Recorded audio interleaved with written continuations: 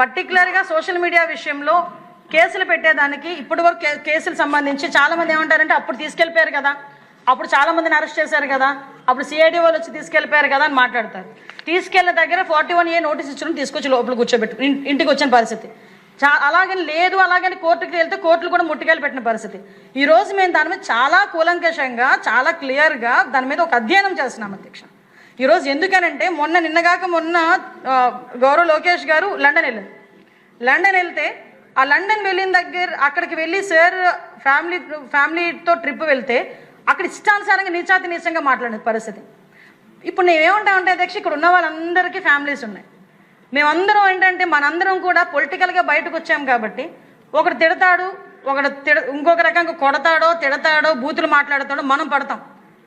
మన కడుపును పుట్టిన పాపానికి మన పిల్లలు కూడా అది ఆ రకంగా బాధపడాల్సిన అవసరం ఉందా అధ్యక్ష?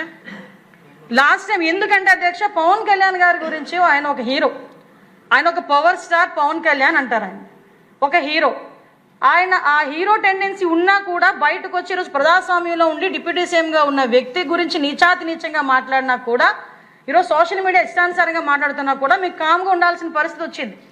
బికాస్ మీకు కామ్గా ఉంటున్నామంటే మేమేమి చేత కాదు చేయలేక కాదు అధ్యక్ష. దయచేసి దీని మీద చట్టాలని కూడా కొంచెం సవరించుకోవాల్సిన అవసరం ఉంది. అసెంబ్లీలో కూడా కొన్ని చట్టాలను తీసుకురావాల్సిన అవసరం ఉంది.